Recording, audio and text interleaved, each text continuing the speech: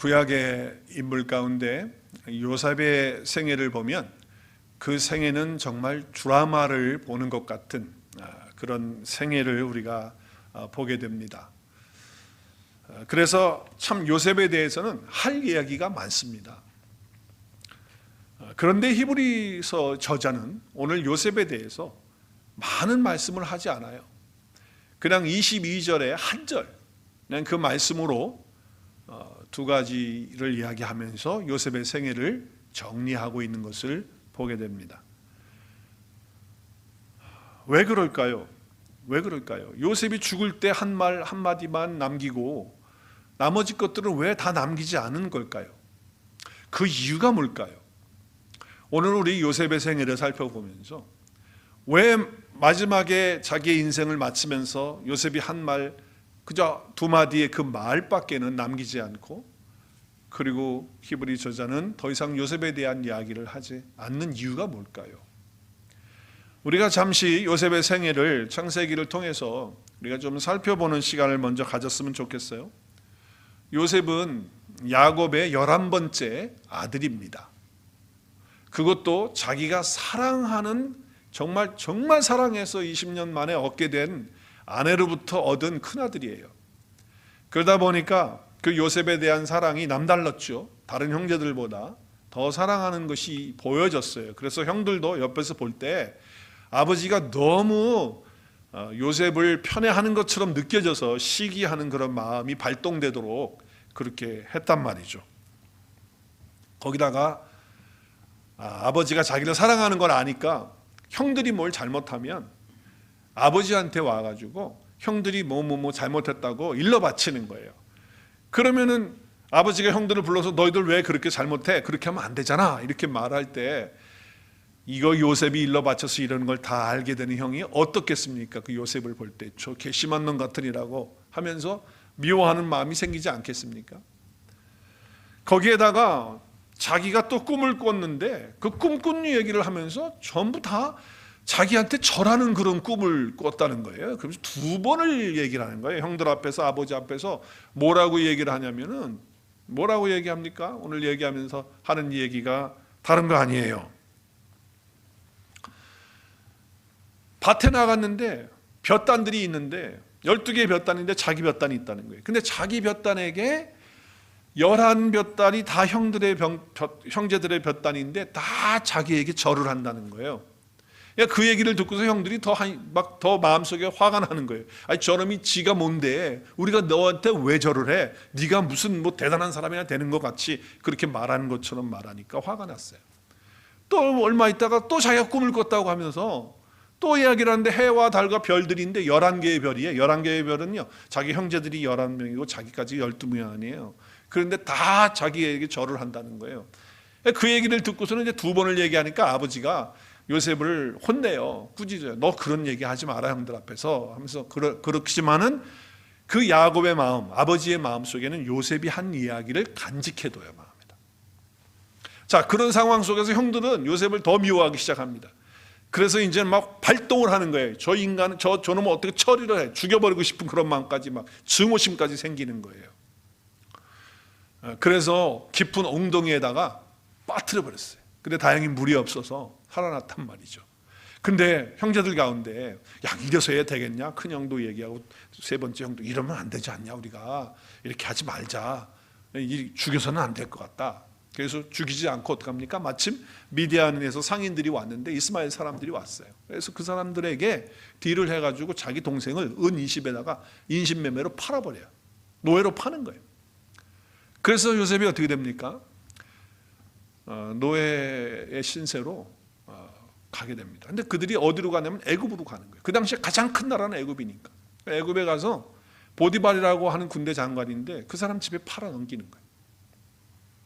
그래서 그 집에 종이 되어지는 그런 일이 일어나게 된 것이죠. 그때 요셉의 나이가 보통 16살에서 17살로 봐요. 그러니까 사실 그런 고난을 받을 만한 나이도 아니고 그렇게 받아서 그걸 이길 만한 그런 나이도 못 되는 나이예요. 그렇잖아요. 그런데 형들에 의해서 그와 같은 상황이 펼쳐지고 있는 것이죠.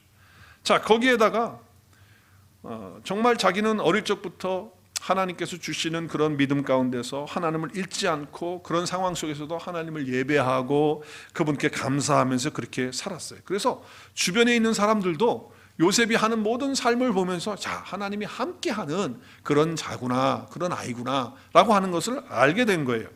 자, 그런 상황에서 요셉의 팔려게 된 그 보디발이라고 하는 주인의 집에 가게 됐는데, 그 보디발이 보니까 너무나도 신실한 거예요, 요셉이라고 하는 이 청년이.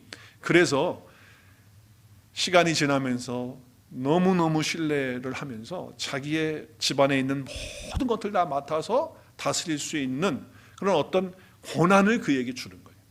물론 그 권한은 자기 부인에게 대한 그것은 할 수가 없잖아요. 그렇죠? 그거 하나만 빼놓고 나머지 것들은 다 할 수 있는 그런 권한을 요셉에게 주는 거예요. 그만큼 신임을 한 거란 말이죠. 자, 그런데 보디발의 아내가 요셉이 멋있게 생겼던 모양이죠. 그리고 젊잖아요. 그리고 자기 남편은 맨날 뭐 군대 장관이니까 나가서 전쟁하고 아니면 보좌하고 맨날 나가고 그러니까 요셉이 하고 잠자리를 같이 하려고 계속 유혹을 했던 거예요. 기회가 왔어요. 유혹을 했어요. 그런데도 불구하고 하나님 앞에서 내가 이런 죄를 질 수 없다 하고서 옷을 벗어 던져버리고 도망을 갔죠. 그런데 그 이야기를 이 보디발의 아내는 거꾸로 얘기를 해가지고 요셉에게 누명을 씌우잖아요. 그래서 이놈이 나를 강간하려고 했다고 하면서 이 옷을 보라고 하면서 결국은 누명을 쓰게 됩니다. 그때 그 누명을 쓰고 감옥에 들어가게 되죠. 근데 여러분, 그 당시에 보디발의 그 집안의 노예로 있는, 종으로 있는 그 사람이 그와 같은 범죄를 하잖아요. 그러면 사형이에요. 그건 죽는 겁니다. 죽는 거. 근데 보디발은요, 죽이지 않고 감옥에 넣습니다. 왜 그런 줄 아세요? 요셉을 너무나도 신임을 했기 때문에 자기 부인이 하는 얘기도 맞을 수도 있지만 그 얘기를 사실 100% 믿지 않았다는 얘기예요. 오히려 요셉을 더 신뢰했다는 거예요. 그러나 그렇게 이야기를 부인이 하니까 들어주는 척하면서 그냥 감옥에 보낸 거죠. 감옥에 들어갔어요. 감옥에서도 얼마나 신실했는지 늘 하나님이 함께하는 그런 삶을 사는 요셉의 삶이었어요. 그러다 보니까 교도소의 소장으로 있는, 뭐 성경에는 그렇게 안 나오지만 요즘 말로 말하면 교도소 소장쯤 되는 사람이 요셉을 보니까 너무 잘하고 있거든요. 감옥 안에서도. 그래서 감옥의 죄수들을 맡아서 일을 돌보는 것도 맡겨주는 거예요. 요셉에게. 그걸 하도록 하는 거예요. 그래서 그걸 하게 하는 거예요. 그래서 모든 일이 요셉은 형통하게 되는 그런 일들이 감옥 안에서도 이루어져요.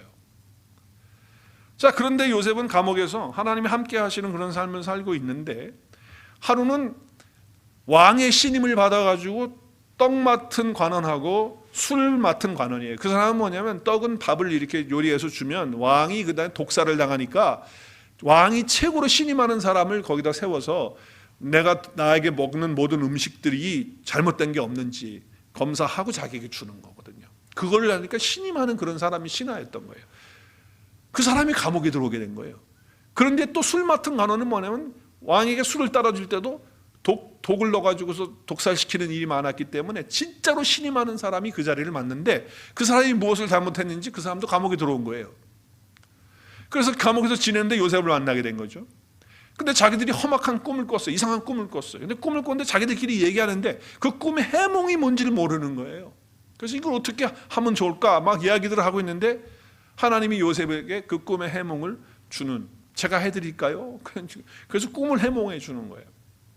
근데 그 꿈의 해몽이 뭡니까?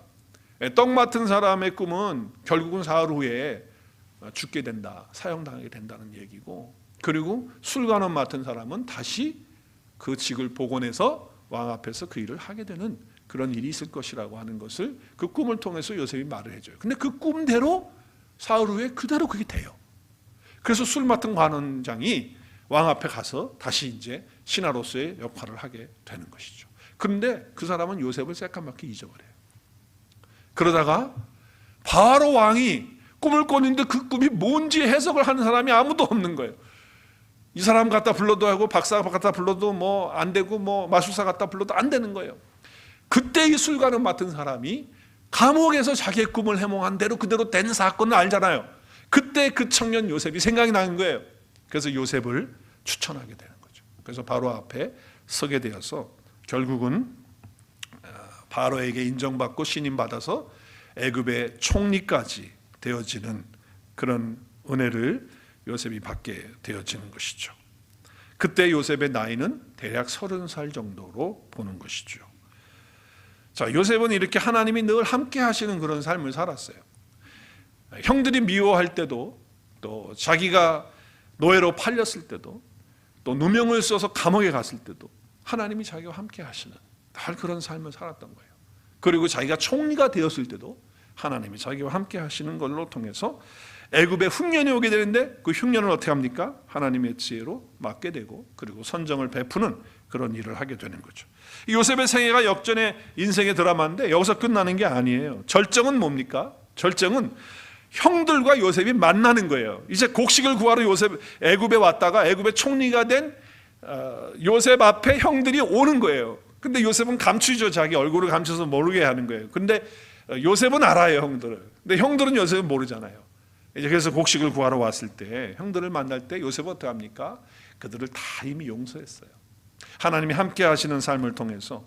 그래서 결국은 형들을 만나서 서로 껴안고 목 놓아 울고 하는 그런 장면이잖아요. 그때 형들이요, 사실 두려워했어요. 요셉이라는 걸 알게 된 순간 자기들이 미워해가지고 팔았잖아. 그래서 죽이려고 했고, 그래서 안 돼가지고 인신매매해가지고서 그렇게 한 장본인들이잖아요. 장본인들. 그러니까 분명히 이렇게 잘 됐으니까 우리에게 보복할 것이고 우리에게 해코지를 할 것이다라고 하는 두려움이 있었단 말이에요, 형들. 근데 여러분, 요셉의 마음을 보세요. 요셉이 형들 앞에서 이런 얘기를 하잖아요. 형들에게 이르되 내게로 가까이 오소서. 그들이 가까이 오는 거예요. 형들이 가까이 오는 거. 얼마나 두려웠겠어요. 그때 나는 당신들의 아우 요셉입니다. 당신들이 애굽에 판 사람이 바로 납니다. 아마 기절초풍했을 거예요. 그렇죠? 그런데 5절 우리 같이 읽을까요? 시작. 당신들이 나를 이곳에 팔았다고 해서 근심하지 마소서. 한탄하지 마소서. 하나님이 생명을 구원하시려고 나를 당신들보다 먼저 보내셨나이다. 그러니까 애굽에 자기를 이렇게 판 거를 당신이 팔았다고 생각하지 마십시오. 하나님이 나를 여기를 당신보다 먼저 오게 해서 지금 이렇게 곡식이 없어 흉년이 들어서 죽어가는 이런 형님들의 가족, 우리의 가족들을 살리기 위해서 하나님이 그렇게 하신 것입니다 라고 하는 이야기를 하고 있는 거예요. 하나님의 그 주권과 섭리와 그 뜻을 이야기하는 것이죠. 형들의 미움 속에 구덩이에 던져지고 팔려서 겪은 노예, 누명을 쓰고 겪어야 되는 그런 모든 상황 속에서 원망하지 않는 그런 삶을 사는, 나는 억울합니다. 나는 왜 이렇게 억울한 인생을 살아야 됩니다. 만약에 그렇게 살았다고 한다면 형들을 보는 순간 어떻게 했겠습니까? 당장 감옥에 가두든지 아니면 대책을 마련해서 형들에게 보복을 하는 그런 일을 했을 거예요. 그런데 요셉은 하나님과 함께하는 삶을 살았기 때문에 형들을 모두 용서하는 거예요. 하나님의 사랑으로 다 받아주는 거예요. 요셉은 비참한 삶을 살 때도 열등의식 속에서 좌절감에 빠지지 않았어요. 우리가 열등감을 갖게 되면 좌절감이 오거든요. 나는 왜 이렇게 됐지? 내 인생이 왜 이래? 그러면서 그렇게 되면 좌절감이 오는 거예요. 그게 바로 열등의식이거든요. 또 애굽의 총리가 되어 있을 때는 우월의식이 또 올 수가 있어요. 우월의식. 나는 남보다 뛰어나다. 와, 그래서 내가 애굽의 총리가 됐다. 그래서 교만하지 않고 오직 자기 자신을 통해서 하시고자 하는 하나님의 꿈, 하나님의 그 계획, 하나님의 그 섭리를 이루어 가시는 그것을 지금 형들 앞에서 말하고 있는 거예요. 요셉은 구약에 산 사람이지만 정말로 앞으로 오실 예수 그리스도의 모형이 될 만한 사람으로 삶을 살았어요. 그래서 어떤 신학자들은 요셉은 앞으로 오시는 예수 그리스도 메시아의 모형이다라고, 그래서 예수님과 요셉을 비교하면서 모형이라고 그렇게까지 말하시는 분들이 있어요. 형들에게 모형다 아무 이유 없이 그렇게 당하잖아요. 당하고 감옥에 가고 예수님은 똑같잖아요. 오셔서 핍박받으시고 외면당하시고 버림받으시고 십자가에 죽으시고, 그렇죠? 그렇게 하시고 은 20에 팔렸지만 예수님은 은 30에 팔리고, 그리고 하나님의 그런 은혜와 구원을 베푸는 그 일을 요셉이 하는 것처럼 예수 그리스도께서 우리에게 구원을 주시는 그런 일을 하신 것이잖아요. 그래서 그와 같이 예수님의 모형으로 그렇게 말하시는 그런 분들도 있습니다. 요셉은 정말 매일매일 순간순간마다 자기가 어떤 상황이 되었든지 간에 형들의 시기나 미움이 있을 때에도, 노예에 팔렸을 때도, 누명을 썼을 때도, 감옥에 갔을 때, 총리가 되었을 때도, 어렵고 힘들고 형통할 때고, 어느 때든지 간에 자기와 함께 하시는 하나님을 알았어요. 그리고 의식했어요. 믿었어요. 그리고 그런 삶을 살았던 것이죠.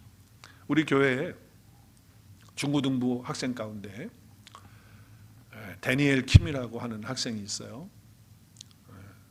한국 이름은 김승현입니다. 우리 김승현인데, 그의 어머니가 우리 교회 나오시잖아요.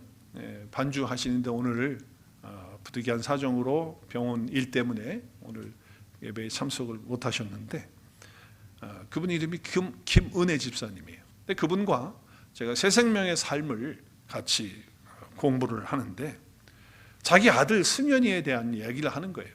그 다니엘의 이야기를 하는 거예요. 그러면서 내 아들이지만 요즘 내 아들이 오히려 나의 믿음 생활에 큰 도전을 주고 은혜를 준다고 하는 그런 이야기를 하는 거예요. 그래서 제가 물었어요. 그 아들이 뭘 어떻게 하길래 우리 집사님에게 도전을 주고 은혜를 줍니까? 감동을 줍니까? 이렇게 물었어요. 그랬더니 쭉 설명을 하는 거예요. 자기 아들이 아침에 일어나면, 고등학생이 아침에 일찍 가거든요. 6시 좀 넘으면 바로 학교로 가는 것 같은데, 아침에 일어나서 기도한대요. 그리고 성경을 읽는대요. 그리고 학교를 가는 거예요. 그 학교를 가서 공부를 하고, 또 공부를 하면서도 열심히 공부를 해서 공부도 잘해요. 공부도 잘한대요. 공부도 잘하고. 그리고 학교 친구들을 전도하려고 이런저런 얘기를 자기한테 한대요.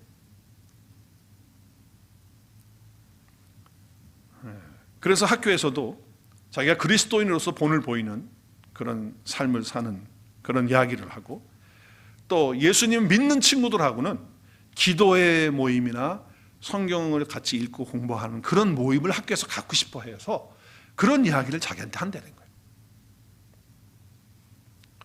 집에 와서도 말하는 것이 믿음을 말하고, 또 열심히 공부하고, 그리고 자기 전에는 꼭 또 성경을 읽고, 그리고 또 기도를 하는 거예요. 자, 아침에도 기도하고 성경 읽고, 학교 가서 열심히 공부하고, 집에 와서도 엄마하고 얘기하는 게 어떻게 하면 전도할 수 있을까, 또 어떻게 하면 아이들과 영적인 교제를 나눌 수 있을까, 그런 얘기를 한다는 거예요. 엄마하고. 그리고 집에서 꼭 공부하고 나서 저녁에 자기 전에는 꼭 성경을 읽고, 그리고 기도를 한다는 거예요. 그리고 기도의 내용은 자기의 믿음, 식구들에 대한 얘기도 있지만은 자기 학교 친구들 전도하는 이야기, 기도, 또 우리 온누리 교회에 우리 학생들이 믿음이 성장하고, 또 우리 유스 그룹이 잘 성장하고 부흥하도록 그런 기도를 그렇게 한다는 거예요. 그러다 보니까 남동생 둘이 있잖아요. 남동생 둘이 있는데 남동생 둘이 형이 그렇게 하니까 영향을 받는다는 거예요. 그러면서 은혜 집사님 하시는 말씀이 자기 아들이 자기보다 더 나은 것 같다는 거예요. 그래서 너무 감사하고 너무 기쁘고 감동이 되고 도전이 되고 그렇게 이야기를 하시는데, 제가 그 이야기를 들으면서 저도 도전이 되고 은혜가 되고 감동이 되는 거예요. 지금 걔가 10학년이에요. 10학년. 그래서 오늘 설교 후에, 오늘 지금 예배를 드리고 있으니까 중고등부 예배 끝나고 제가 설교 마치면 제가 데니엘에게 간증 부탁을 했어요. 너의 데일리 라이프를 어떻게 하나님과 함께, 주님과 함께 살고 있는지 그거를 좀 나누라. 그랬더니 오케이 해서 승낙을 했어요. 그래서 오늘 이제 제가 설교 후에 우리 승현이가 와서 자기의 데일리 라이프, 주님과 함께하는 요셉과 같이 매일 주님과 항상 함께하는 그런 삶을 어떻게 살고 있는지 우리가 간증을 드리려고 합니다. 할렐루야.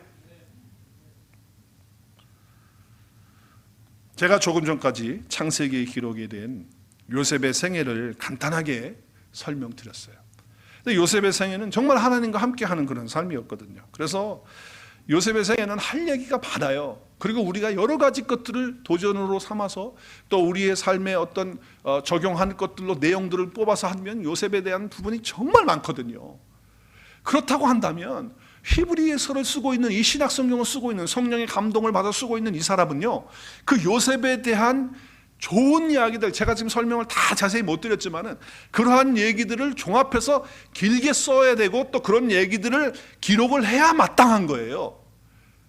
그런데 히브리서 기자는요, 하필이면 요셉이 임종할 때, 그러니까 죽는 그 순간에 마지막으로 남기는 말 2가지, 그거를 딱 기록하고 나머지 것들은 싹 다 기록하지 않고 제껴버려요.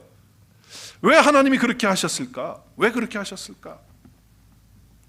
요셉과 관련된 많은 놀라운 이야기들, 또 여러분 좋아하는 꿈을 꿔서 그 꿈이 이루어져서 형통하고 국미총리가 돼가지고서 아주 세상에서도 명예를 얻고 이 땅에서도 잘 살고 하는 그런 얘기 다 듣고 싶어 하잖아요. 그런 얘기를 써야 되는 거 아니냔 말이에요. 근데 그거를 기록하지 않아요. 그걸 다 제쳐둬요. 그걸 다 제껴. 그리고 죽을 때 한마디 한 얘기만 기록하고 있어요. 그것은 뭡니까? 하나님이 하신 약속의 말씀은 반드시 이루어지기 때문에 그 미래에 대한 소망과 믿음을 갖고 살아가라고 하는 메시지를 주고 있는 거예요. 다른 거 없어요. 앞으로 하나님께서 행하시는 그분이 하신 말씀이 그대로 이루어진다라고 하는 그 믿음을 자기 자신과 그리고 자기 후대들에게 그것을 남기는 그 말과 행동을 한 줄로 기록하고 있는 거예요. 지금 비록 애굽에 살고 있지만 하나님은 약속하셨잖아요. 약속의 땅에 들어가서 너희들이 살게 될 것이라고 하는 약속을 했단 말이죠. 그래서 그 미래에 대한 소망, 그 믿음을 굳게 잡고 나가도록 그렇게 하신 거예요.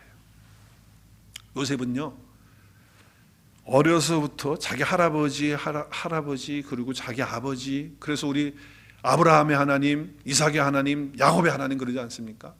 그 하나님을 어려서부터 믿었어요.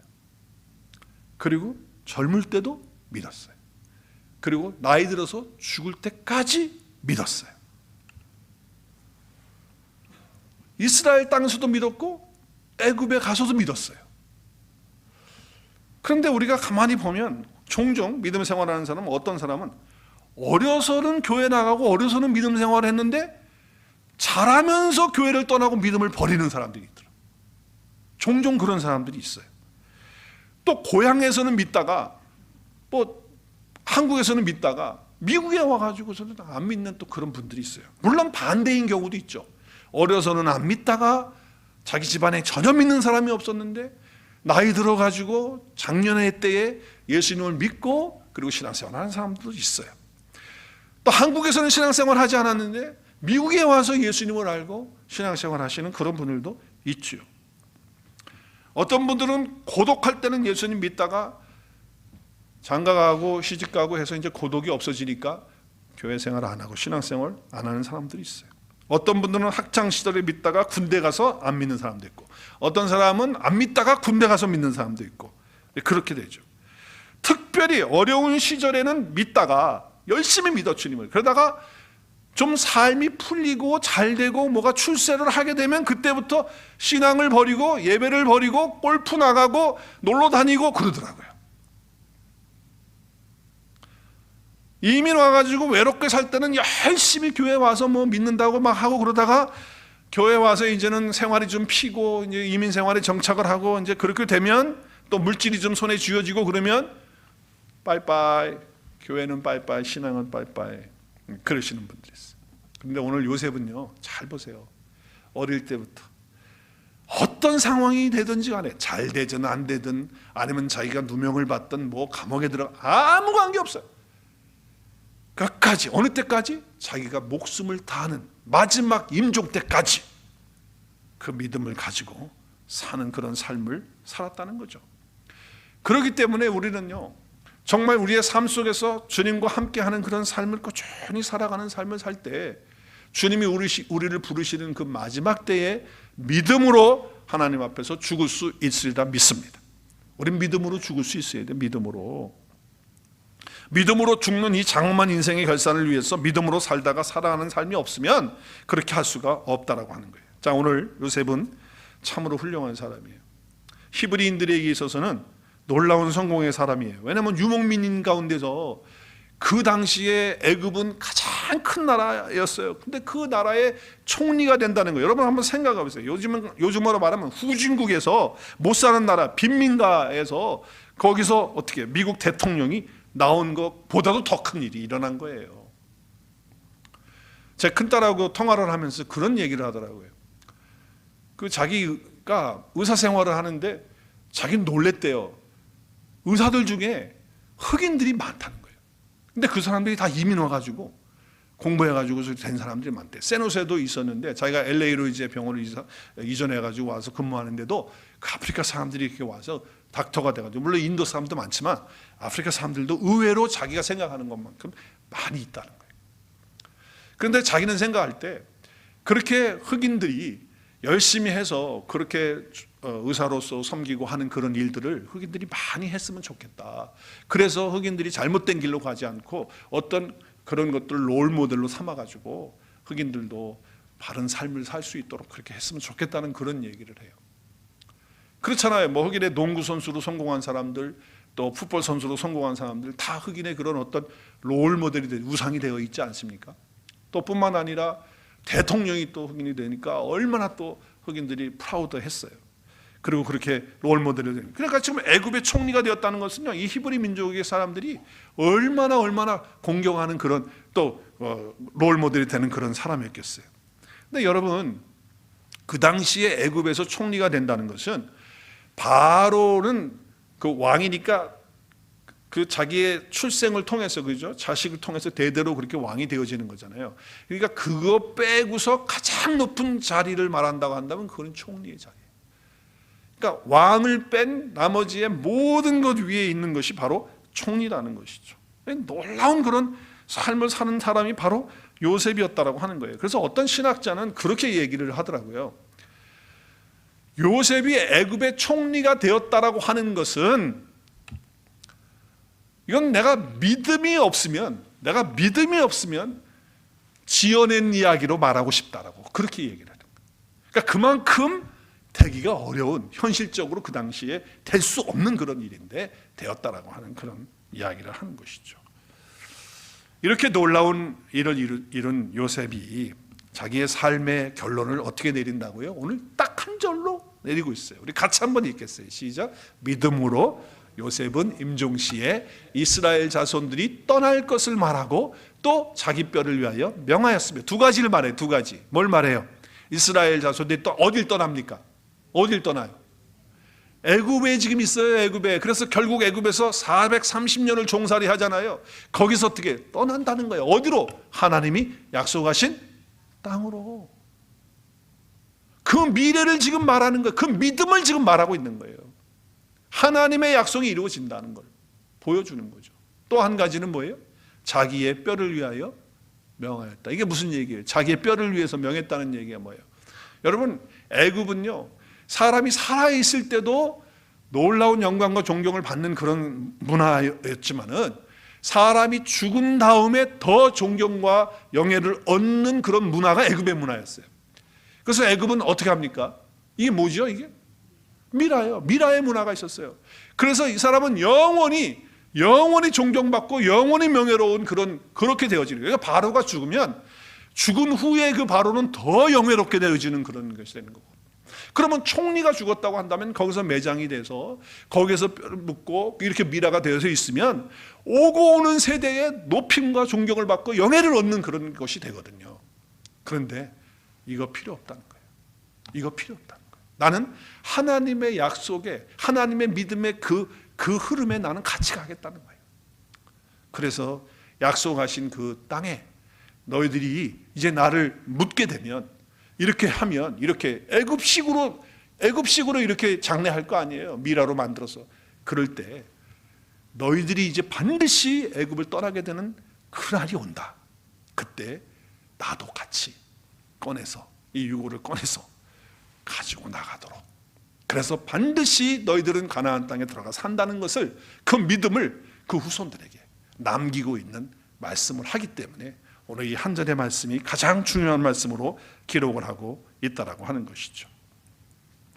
애굽 당시에 그런 나라의 그런 문화를 우리가 이해한다면 바로 이것을 알 수가 있는 거예요. 자, 창세기에서 요셉이 죽는 순간에 자기 사랑 형제들과 그리고 자기 이스라엘 자손들에게 이야기를 하는데 그냥 이야기하는 게 아니에요. 맹세를 하는 거예요. 맹세를 해간 뭘 맹세하죠? 내 해골을 너희들이 이제 애굽을 떠나는 날이 오는데 그 떠나는 날이 될 때 내 해골을 메고 어떻게 하라고요? 가나안 땅으로 올라가라고.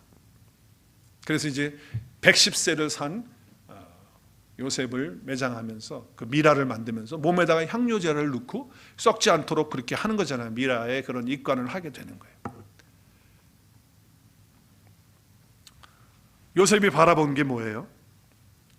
성공적으로 산 사람의 마지막이 이 모든 가치 있는 것보다, 세상에 있는 이런 것보다 훨씬 더 아름다운 것이고 하나님의 약속이 시작된 그 믿음의 흐름 속에 내가 있다라고 하는 것을 요셉은 지금 말하는 것이고, 그리고 요셉은 꿈을 꾸는 사람이었는데 하나님이 주신 꿈인데 그 하나님이 주신 그 꿈은 그대로 이루어진다. 하나님의 약속의 말씀은 그대로 이루어진다. 단순히 내 꿈이 아니라 하나님이 주신 구원의 계획의 꿈이다. 그 꿈을 가지고 사는 그런 사람이 되었던 것이죠. 그래서 꿈을 갖고 있는 사람, 하나님이 주신 꿈을 갖고 사는 사람은 미래를 사는 사람이 되는 거예요. 미래를 사는, 과거의 삶을 살지 않아요. 미래를 사는 사람. 맨날 뭐 왕년을 찾고 과거에 내가 이렇게 살았다 이렇게 말하는 사람 별 볼 일 없는 사람들이에요. 그래서 되게 마지막에 여러분 사람이 죽는 날쯤 됐을 때 자기의 삶을 돌아보잖아요. 병원에서 이제 죽는 날 다가오는 사람, 아니면 갑자기 죽는 그런 임종을 여러분 지켜보신 분들이 있으십니까? 저는 몇 차례 그런 거를 경험을 했는데, 요셉은 죽을 때도요 항상 미래지향적으로 죽는 거예요. 그런데 우리는 가만히 보면 어떻게 죽을 때쯤 되면 뭐라고 말하냐면, 만약에 배우자가 죽는다고 하면 여보 그동안 당신을 너무 고생시켜서 미안해, 내가 먼저 가, 빠이, 아마 그럴 거예요. 그죠? 내가 너를 너무 고생시켜서 미안하다는 거예요. 과거를 돌아보는 그런 얘기를 하는 거죠. 근데 요셉은요 지금 과거에 뭐 하나님이 야 나를 이렇게 해가지고 이런 고통 속에서 뭐 어쩌고 저쩌고 하면서 뭐 그런 얘기 전혀 얘기하지 않는 거예요. 하나님이 약속하신 가나안 땅으로 올라가는데 그 올라갈 때에 반드시 그 약속은 이루어지는데, 올라갈 때에 어떻게 해요? 나도 같이 내 유고를 같이 갖고 가서 그곳에 매장하도록 해라 라고 하는 말씀을 주고 있는 거죠. 최후의 순간, 마지막 순간에도 믿음으로 하나님의 약속의 말씀을 이루어지는 것을 믿고 미래지향적으로 말을 하고 있는 요셉의 삶을 볼 수가 있는 것이죠. 여러분, 하나님의 약속의 말씀을 붙들고 미래를 향해서 언제나 일어나시는 저와 여러분 될 수 있기를 바랍니다. 절망이 와도 좌절이 와도 믿음으로 요셉처럼 승리하며 주께서 정녕 이루어주시는 이 꿈, 반드시 이루어지는 이 꿈, 하나님의 그 약속, 하나님의 그 말씀을 믿고 가나안 땅을 소망하면서 미래를 향해 전진하실 수 있기를 바랍니다. 여러분, 우리의 삶 속에 힘든 일이 있을 수 있어요. 요셉과 같은 삶, 어려운 삶, 공고한 삶 있을 수 있어요. 자, 에레미야는 그래서 이렇게 말합니다. 한번 같이 읽을까요? 29장 11절 시작. 여호와의 말씀이니라. 너희를 향한 나의 생각을 내가 아나니 평안이요 재앙이 아니니라. 너희에게 미래와 희망을 주는 것이니라. 아멘. 여러분, 이건 이스라엘뿐만 아니라 요셉의 삶에도 절망스럽고 악하고 힘들고 재앙 같은 그런 삶이 있었지만 하나님의 생각, 너희를 향한 하나님의 생각이거든요. 하나님의 생각이란 하나님의 본심은 뭐냐? 망하게 하고 안 되게 하고 잘 못 되게 하고 힘들게 하고, 그게 하나님의 생각이 아니라 본심이 아니란 말이에요. 그게 본심은 뭐예요? 우리에게 평안을 주고 우리의 미래의 삶에 뭘 주는 거예요? 희망을 주는 거예요. 아무리 힘들고 어려운 상황이 왔다 할지라도 절대 우리에게 그것은 재앙이 아닌 줄로 믿으시기를 바랍니다. 평안과 미래의 소망인 줄로 믿으시기를 바랍니다. 우리가 그 믿음으로 서야 돼요. 믿음으로. 결국 요셉은 매장되어서 그의 삶이 가나안 땅에 들어가는 그 사건을 통해서 믿음의 증거를 마지막까지 남기는 그런 사람이 되었던 것입니다. 저와 여러분도 마지막 순간까지 믿음을 증거할 수 있는 그런 삶이 되시길 바라고, 나의 장례식과 여러분의 장례식이 있을 텐데 그 장례식 때에 믿음의 증거를 남기는 은혜와 축복이 있기를 바랍니다. 다 장례식 원하지 않으시잖아요. 그죠? 근데 그게 와요. 언제가 오든지 올 거예요. 내가 참석하는 게 아니라 내가 이 자리에 여기 앞에 관 속에 들어있는 그날이 있을 거란 말이죠. 그때에도 믿음의 증거를 요셉처럼 남기는 사람이 돼야 돼요. 요셉이 믿었던 하나님의 약속이 정말 이루어졌습니까, 여러분? 이루어졌어요, 안 이루어졌어요? 이루어졌죠. 네, 출애굽기 말씀 보겠어요? 13장 18절에서 19절에 보면 이제 애굽에서 나와요. 그리고 홍해 길로 가게 됩니다. 그때 19절에 보니까 지금 모세와 요셉 사이는 500년 이상의 간격이에요, 지금. 그런데 모세가 요셉의 유고를 가지고 어떻게 해요? 이스라엘 자손에게 단단히 맹세한 것을 지켜요, 안 지켜요? 지켜요. 그리고 그걸 가지고 나오면서 뭐라고 말해요? 하나님이 반드시 너희를 찾아오시라니 내가 내 유고를 여기서 가지고 나가리라 하연 그 말씀이 지금 이루어지고 있다라고 하는 것을 이야기하고 있잖아요. 하나님이 하신 약속의 말씀은 반드시 이루어지는 거예요. 반드시 이루어지는 거예요. 430년 후에 이루어지는 역사를 보게 되는 것이죠. 자, 요셉의 삶을 통해서 마지막 이 미래를 바라보게 하는 믿음을 남기는 그런 삶을 저와 여러분이 살아야 한다라고 하는 것이죠. 그러니까 죽어서도 소망을 주는 사람이 된 거예요. 죽어서도.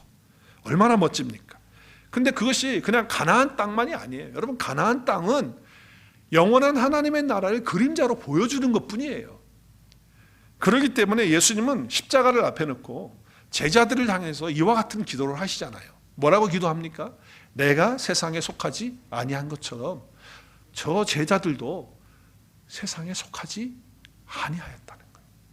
그러니까 주님이 세상에 속하지 않았기 때문에 하나님이 속한 나라잖아요. 주님은 하나님 나라에 속해 있는 사람이에요. 그래서 제자들도 그와 같다라고 하는 것을 말씀하고 있는 거예요. 저와 여러분은 사랑의 아들의 나라로 이미 옮겨진 자들입니다. 믿으십니까? 다들 이렇게 저와 여러분은 사랑의 아들의 나라로 옮겨진 자들입니다. 아멘. 그래서 우리는 세상에 살고 있어요. 땅을 딛고 있지만은 그러나 우리는 세상에 속한 사람이 아니에요. 그래서 사도 바울은 우리의 시민권은 여기에 있는 것이 아니고 하늘에 있다라고 말씀하고 있어요. 그래서 우리는 장차 이 나라에 속한 사람들이 아니기 때문에요. 이미 옮겨진 존재들이기 때문에 주님 오시는 그날에 주님 나라에 들어가게 되는 것이죠. 그렇기 때문에 히브리 저자는 히브리서 11장 16절에서 이렇게 얘기하잖아요. 시작. 그들이 이제는 더 나은 본향을 사모하니 곧 하늘에 있는 것들이라. 자, 더 나은 본향이라는 게 뭐예요? 가나안 땅보다 더 나은 본향이 있다는 거예요. 그게 뭐예요? 하늘에 있는 것. 하늘에 있는 것이 뭐예요? 하나님의 나라, 천국이죠. 우리는 이 땅에 살아가고 있지만 영원한 것 없습니다. 이 땅에는. 우리 집에다가 꽃 갖다 놔도 10일 가니까 다 시들더라고요. 얼마 안 가요. 세상의 권력도요 10년 넘어가면 다 넘기지 못하는 것을 보게 돼요. 햇볕 가운데서 쫙 햇빛이 뜨면 안개가 싹 사라지는 것처럼 우리 인생이 그렇지 않습니까? 얼마나 유한합니까? 다 사라지고 마는 거예요. 그러나 우리는 정말 뿌리 깊은 믿음을 갖고 죽을 때까지 흔들리지 않는 믿음으로 살아서 시냇가에 심기어진 나무처럼 늘 푸르고 청청하고 열매를 맺고 잎사귀가 마르지 않는 그런 저와 여러분의 삶을 가지고 사실 수 있기를 주의 이름으로 축복합니다. 그런 믿음으로 사실 수 있기를 바랍니다. 그래서 주님이 우리를 부르시면 언제 부르시든지 간에 우리 하나님 앞에 내가 어떤 모습으로 서게 될 것인가 생각하면서 살아가십시오. 요셉처럼 믿음으로 죽음을 맞이하고 항상 주님과 함께하는 그런 삶을 통해서 하나님이 이루시는 형통한 삶을 누리시고 미래를 바라보는 믿음으로 세상에 미련두지 않고 영원한 그 나라를 바라보면서 살다가 마지막 순간에도 믿음의 증거를 이 땅에 남기고 가는 저와 여러분 될 수 있기를 주의 이름으로 축복합니다.